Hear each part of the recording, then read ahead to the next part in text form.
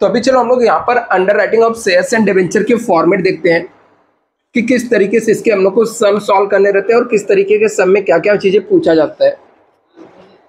तो last lecture में हम लोगों ने देखा था यहाँ पर कि कैसे अंडर राइटर क्या होता है, उसके कमीशन क्या होते हैं, अंडर राइटर शेयर्स क्या होते हैं।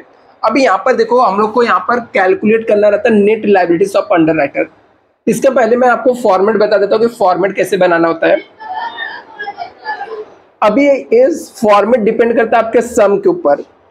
फॉर एग्जाम्पल यदि आपके क्वेश्चन में 3 अंडर राइटर दिए हैं, कितने 3 अंडर राइटर दिए, तो ए बी सी 3 कॉलम हो जाएगा, एक टोटल का हो जाएगा। यहाँ पर ऐसे आपके कॉलम बनते हैं। अभी यहाँ पर एक कॉलम एक्स्ट्रा आपका बन जाएगा बेसिस का, और ये हमारा पर्टिकुलर्स का कॉलम रहेगा। ठीक है, तो ये हमारा यहाँ पर ये फॉर्मेट होता है। अभी यहाँ पर देखो ये हमारा फॉर्मेट है। अभी इसके अंदर सबसे पहले यहाँ पर हमारा पर्टिकुलर्स हो जाता है। यहाँ पर हम लोग लिखते हैं कैलकुलेट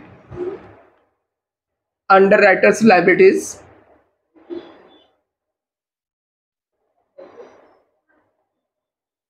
मतलब ये अंडर राइटर है, इसको कितना शेयर्स इसको खरीदना पड़ेगा, अल्टीमेट कितने के शेयर्स इसको परचेस करने पड़ेंगे, उसको हम लोग लायबिलिटीज इसका बोलते हैं। तो यहां पर सबसे पहले हमारा आता है ग्रॉस लायबिलिटीज।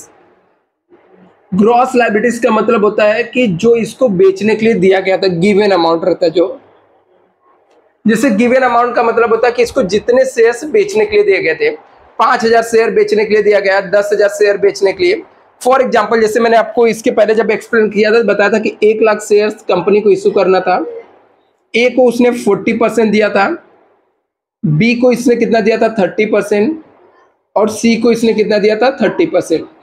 ये जो 40%, 30%, 30% है, इसको हम लोग ग्रॉस लायबिलिटीज बोलते हैं। इसे हम लोग क्या बोलते हैं स्टूडेंट? Gross liabilities. तो 1 लाख का 40% 40,000 हो गया, 30,000 हो गया और 30,000 हो गया।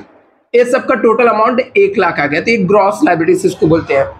अब ये ग्रॉस लायबिलिटीज में से क्या होता है, जितने शेयर्स इसने सोल्ड कर दिया, मतलब अंडर राइटर ने जो शेयर बेच दिया, उसको हम लोग इसके अंदर से लेस कर देते हैं। उसको हम बोलते हैं mark application. Mark application. For example जैसे इसमें से 40 में से 40,000 में से 35,000 शेयर उसने बेच दिया, तो 35,000 शेयर यहाँ पे माइनस में आ जाएगा। बी ने इसमें से यदि सिर्फ यहाँ पर 20,000 शेयर बेचा तो 20,000 आ जाएगा। सी ने 22,000 शेयर बेच दिया तो 22,000 आ जाएगा। जितने शेयर ये लोग सोल्ड कर देंगे, इसको हम लोग क्या बोलते हैं? Mark application. मतलब जिसके ऊपर इनका खुद का स्टैंप किया हुआ रहेगा। अंडर राइटर जब खुद शेयर बेच देता तो स्टैंप करके वो फॉर्म किसको दे देता है? कंपनी को दे देता है। तो जितने शेयर्स के ऊपर खुद का स्टैंप किया हुआ रहेगा, इसको हम लोग मार्क एप्लीकेशन स्टूडेंट बोलते हैं।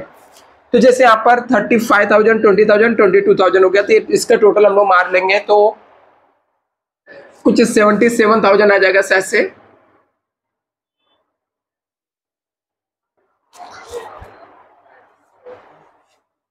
हाँ, 35,000 प्लस 20,000 तो 55,000 हो गया, प्लस 20,000 77,000 आ जाएगा।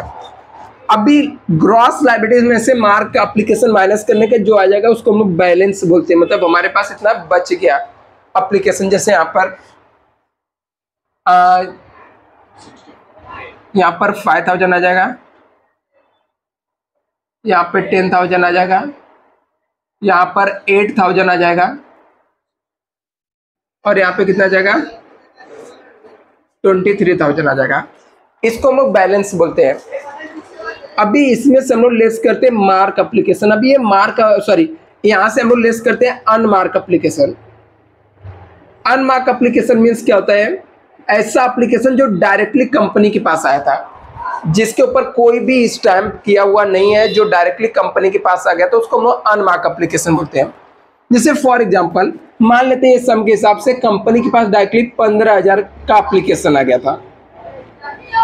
नहीं, ऐसे नंबर लेते जो प्रॉपर हमारे अकाउंट में आ जाए, तो डायरेक्टली 10,000 आ गया था मान लेते। ठीक है, 10,000 हमारा क्या था? अनमार्क एप्लीकेशन था। इसको किस में डिवाइड करने का? जो ग्रॉस लायबिलिटीज रहता है वो रेशियो में। जैसे सब में कितने कितने जीरो कॉमन है? 4 4 जीरो कॉमन है, तो हमारा रेशियो बन जाएगा 4:3:3, टोटल 10 होता है। तो 10,000 को डिवाइड कर देंगे हम लोग 10 से, तो 1000 आया। 1000 इंटू 4 करके इसको दे देंगे 4000, 1000 इंटू 3 करके 3000, और 1000 3 करके 3000। इस सब का टोटल 10,000 हो गया। तो इसमें से माइनस कर देंगे हम लोग, तो 5000 माइनस 4000 करेंगे तो 1000 आ जाएगा।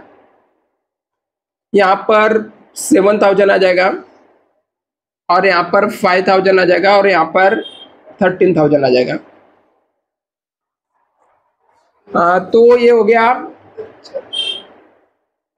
हमारा यहाँ पर मतलब सॉल्व हो गया सम, ठीक है। ये हमारा आ गया नेट लायबिलिटीज आ गया, लेकिन ये आपका नेट लायबिलिटीज आ गया। हम लोग इससे आगे भी बढ़ेंगे, ठीक है। यहाँ पर ही एंड नहीं करेंगे, अभी यहाँ पर ये सम फिलहाल कंप्लीट होगा, लेकिन क्या हो सकता है आगे, यदि यहाँ पर आपको सम के अंदर, किसी भी सम के अंदर फॉर्म अंडर राइटिंग दिया रहेगा।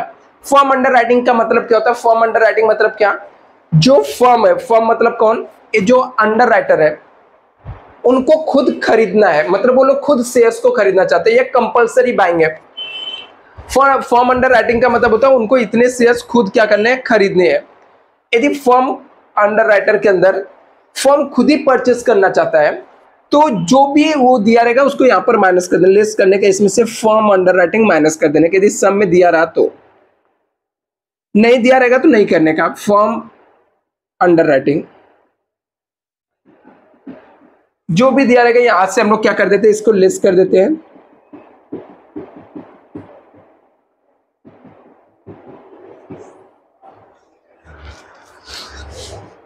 जो भी अमाउंट आता है यहां पर, यदि फॉर एग्जांपल किसी एक का इसमें से माइनस में आ गया, मान लेते हैं कि सी का माइनस में आ गया, तो ये लेकर ये बचे हुए को हम लोग डिवाइड करके दे देते हैं इनके रेशियो में, ग्रॉस लायबिलिटी के रेशियो में दे देते हैं।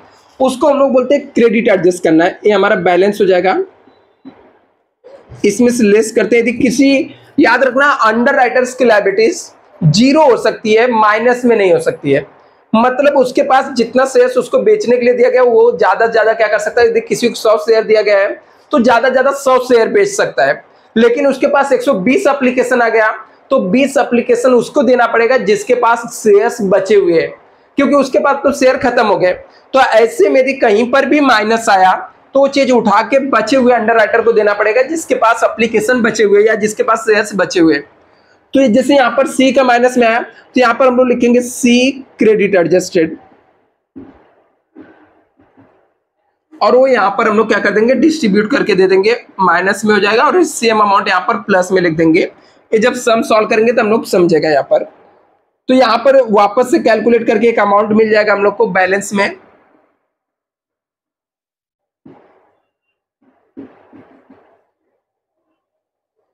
इसके अलावा यहाँ पर वापस से लास्ट में जितना शेयर्स इनको खरीदना रहता, क्योंकि सबका एडजस्टमेंट हो गया, तो जो शेयर इनको खुद खरीदने रहते हैं उसको हम लोग ऐड कर देते हैं, उसको हम लोग बोलते हैं फर्म अंडर राइटिंग।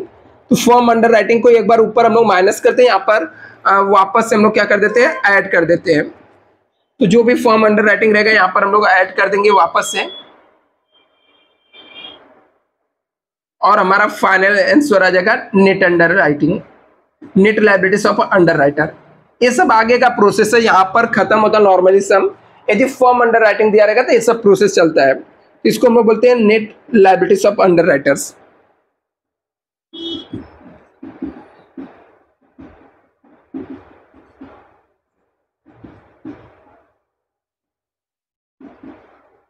चलो स्टूडेंट, इसको कॉपी कर लो, फिर हम लोग प्रैक्टिकल सम निकालते हैं, बुक से एक सम सॉल्व करते हैं।